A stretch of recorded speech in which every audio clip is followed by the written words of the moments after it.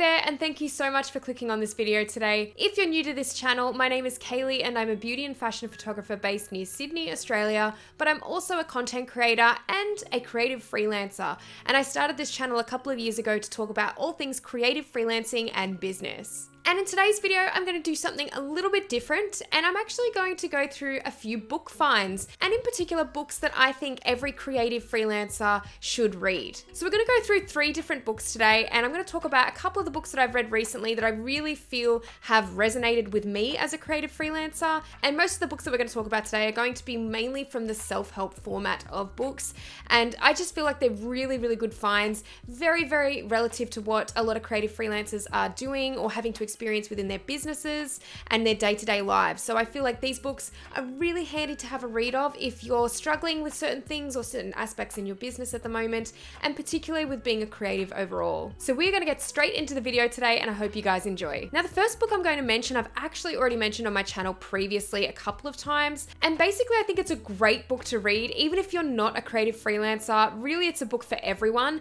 but I do think that this really applies to people who potentially may work from home, or freelancers, creatives, anyone who likes to be productive or has to be productive throughout the day, which is most of us. This book is a really great read for. So the book that I'm talking about is called Bear, Lion and Wolf, and it's written by Olivia Arezzo. I hope I'm pronouncing her name correctly. So this book is a really, really great read, and it is all about sleep and sleep cycles. And I think it's really interesting to read a book that goes in depth about sleep, because before I actually started reading this book, I didn't actually understand the specifics of how sleep affects our day-to-day functions. I mean, obviously you hear the basics, like if you don't get enough sleep one night, then obviously you're not going to be in great shape the next morning or the next day when it comes to doing work and being productive. You kind of know the basics of it, but I was finding out the specifics through reading this book, and it really blew my mind how much sleep contributes to our day-to-day productivity. But not only just productivity, our mental well-being as well, and especially as freelancers or as people working from home, having your own small business, there's sometimes a lot of extra weight that we really have to deal with in our day-to-day lives, and it's sometimes something that we don't even notice that we're having to do, and the amount of pressure that we're putting on ourselves each day to complete tasks or to run our businesses as smoothly as possible. So really finding out more about your sleep cycle is a really fascinating subject. The whole premise of the book is really surrounding the 3 sleep chronotypes, which she talks about being bear, lion or wolf. So off the top of my head from when I was reading the book, lions are kind of considered those people who are morning people. They like to rise early, they like to go to bed earlier as well, and they also like to do a lot of their productivity in the earlier hours of the day, so that would usually be during the morning, and that is pretty much the basis for a lion. If you are a wolf, you're kind of the opposite. You prefer to stay up late at night, you prefer to be productive at night. I know that a lot of creatives out there are probably fitting into this category of being a wolf. You do find yourself most creative and productive at night or later on in the day. You don't necessarily like waking up early and being forced to do your most productive work during that earlier time in the day. Bears are kind of like that in between, and quite often Olivia describes it in the book as if you are someone who potentially has to wake up sort of for that 9 to 5 job. You're in between, you feel very sluggish until you've kind of had your morning coffee, and then you're good to go. But on the flip side of that too, you don't like going to bed too late as well or too early. It's kind of like that medium chronotype, and you may suffer from just feeling a little bit more sluggish throughout the day. So not only does this book really go through your sleep chronotype and help you understand it a little bit more and understand what you need to be putting in terms of efforts with your own sleep cycle, there's also recipes in there for a better sleep, and there's a lot of things that she recommends as a sleep psychologist in terms of food or teas, anything that can really help set you up for a good night's sleep.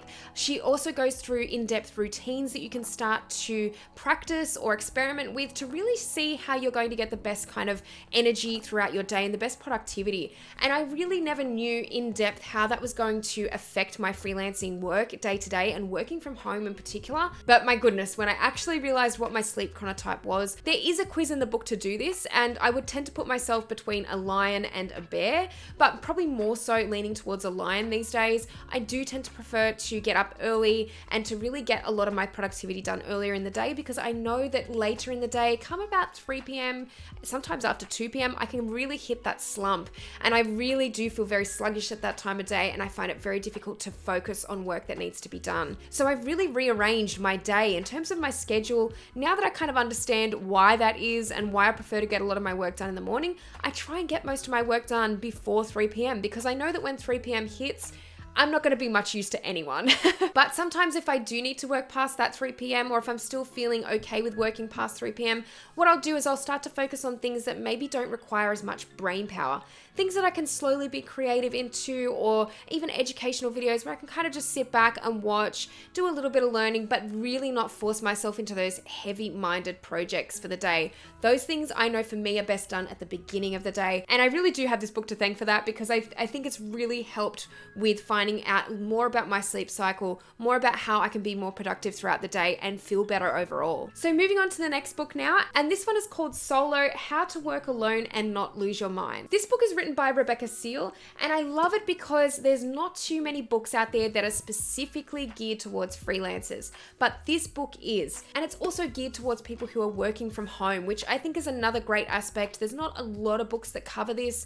I feel like it's still a fairly new thing out there in the world, and slowly but surely there are more and more books that are becoming available that really touch on this, but this book is great for that reason. She really does go into the specifics of being a freelancer or someone who's working from home. She touches on meaningful work a little bit, and I know this is a really controversial discussion about whether we need to have meaningful work in our lives or work that has meaning, whether it's kind of like a waste of our time to not do meaningful work. And she does kind of touch on this in a way that I've not seen other people discuss that conversation around it. And she really does make some interesting points. She also goes through how you can make your home office setting a little bit better, can really improve that environment for yourself to work in, because that's really, really important to have a comfortable environment that you're working in, or something that inspires you to work within it as well. She also touches on actually working alone, and if you're not someone who's used to working alone in your own singular individual environment, freelancing from home can be a really big shock to some people. And it was for me initially when I started moving into full-time freelancing. I thought it was going to be sunshine and daisies every day, and it really wasn't, because I was missing that social factor too. So I had to learn how to be completely independent within my own business, and that was a tough little speed bump for me. So she does really go into that as well. I think that that's a really interesting topic that is not always covered in a lot of business books, and it's just overall a very relatable book for a freelancer, and specifically for women, because I feel like quite often when I'm in the business section of reading books and self-help section, quite often they're written by much older men who have been through a completely different upbringing or a completely different lifestyle to me. They come across as a far more confident person overall in general, a lot of those books, and it's really hard sometimes for me to relate to some of those business books, but this one I found to be a very relatable working from home freelancer kind of book, and really there's not many of them out there, I feel. So I think that this one is definitely a must for any of you who are creative freelancers out there who are now working from home especially. And then the last book I'm going to go through today is called Creative Demons and How to Slay Them, and this is written by Richard Holman, and this was actually just a find that I recently made at my local library, and it is such a fun and easy read. It's actually illustrated as well, which I always like. I always like having a few little illustrations in the books that I'm reading. I feel like there's not enough books, and especially business or freelancing books with illustrations. But I think it's really great because it specifically focuses on creatives, and really no matter what creative field you're in, you will really be able to relate to this book. And it goes through all of the creative demons that we all face on a day-to-day basis. So for example, some of the chapter names are the demon of procrastination. I know we can all relate to that one. The demon of the blank page, the demon of doubt, the demon of convention, the demon of constraints, the demon of criticism, and the demon of theft. So that's just a few of them that he goes through in the book, and I think that it's a really funny and entertaining read. As I said, it's quite easy to read and quite quick overall. The font is actually quite large too, which I also like being able to get through a book really quickly. That's nice from time to time. So it's really, really great. It's just an entertaining short read that I think is really good for any creative out there who is struggling with any of those demons, which we all do from time to time. And again, something that really does relate, I think, to creative freelancers specifically. I really want to do more videos on this channel where I can find more books that do relate to us, because I still feel like we're outnumbered in the business section. I think a lot of us also don't necessarily classify ourselves as entrepreneurs, which does make it tricky when you're looking for those self-help business guides and books, because a lot of them are directed towards those kinds of people. I just want to find more books like this that that really do